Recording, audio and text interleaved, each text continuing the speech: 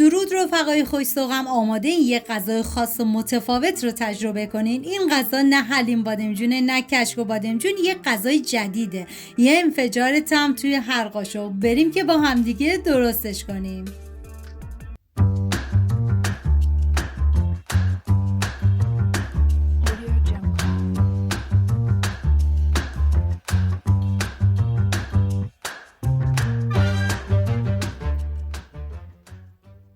180 گرم نخود رو من از شب قبل خیس کردم و بعد از اون میریزم داخل قابلمه و مقداری آب بهش اضافه میکنم و میذارم تا نخود کاملا بپزه. و بعد از اون ما نیاز به بادمجون داریم که بادمجون رو به دو روش برای این غذا میتونید استفاده کنید. هم میتونید بادمجون رو سرخ کنید، هم میتونید مثل من کبابی کنید. و بعد از اینکه کبابی کردم به مدت 1 ربع گذاشتم داخل یه ظرف دردار که این کار باعث میشه بادمجون پوستش به راحتی جدا بشه. و بعد از اینکه پوستش رو من جدا کردم بادمجون رو کمی ساتوری میکنم و بهتون پیشنهاد میکنم که این غذای نونی فوق العاده خوشمزه رو درست کنیم و عزیزانی هم که وگان هستن میتونن از خوردن این غذا نهایت لذت رو ببرن. گردویی که داریم باید کمی دندونگیر خوردش کنید.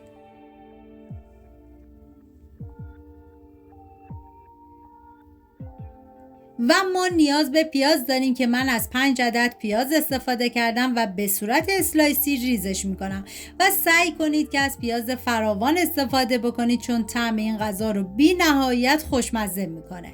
و حالا داخل تاب من مقداری کمی کره حیوانی ریختم و بعد از اینکه داغ شد پیازایی که ریز کرده بودم و بهش اضافه میکنم و هم میزنم و میذارم تا پیاز کاملا سرخ بشه.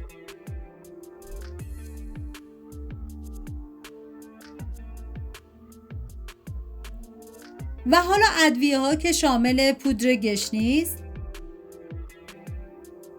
زردچوبه،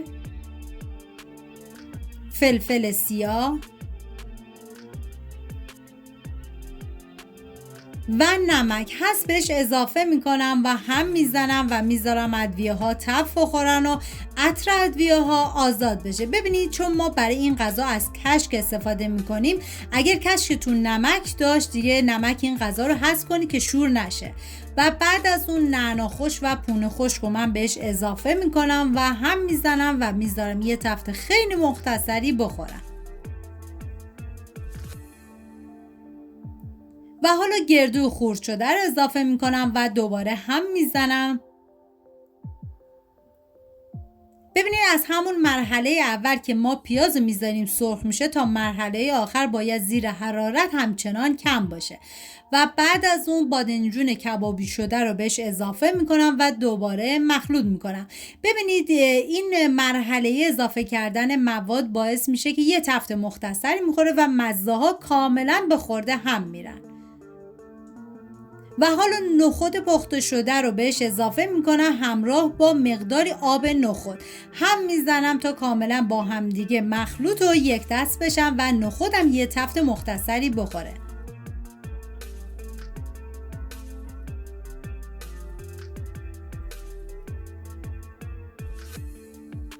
و حالا من با بلندر کاملا لهشون میکنم که شما میتونید حتی با گوشت‌کوب دستی هم این کار رو انجام بدید.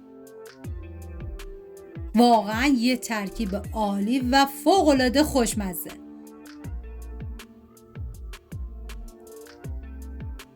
و من مقداری زعفرانم اضافه کردم که قابل حذفه و هم میزنم تا کاملا با همدیگه مخلوط بشن.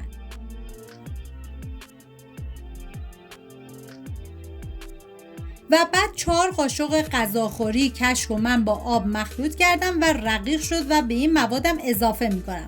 زمانی که کشک رو اضافه کردید هم بزنید تا کاملا با بقیه مواد مخلوط یک دست بشه و بعد بذارید به مدت 5 دقیقه دیگه با حرارت کم این غذا بپزه و جا بیفته. و بعد من تست کردم دیدم نمکش کمه و مقداری نمک بهش اضافه کردم و هم میزنم و بعد از اون میذارم تا این غذا کاملا بپزه. اگر از این طعم خاص متفاوت خوشتون اومده یادتون نره لایک کنید و سابسکرایب کنید تا اولین نفر باشی که دستورهای خاص و متفاوت رو میبینید. اینجا جاییه که آشپزی یک غذا نیست، یه ماجراجوییه.